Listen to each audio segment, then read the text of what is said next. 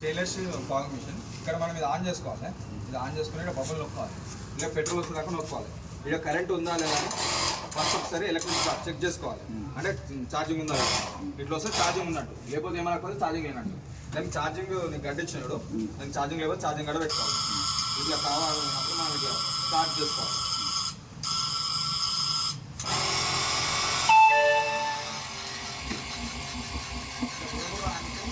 start అయినాక మెల్లగా వదులుకొని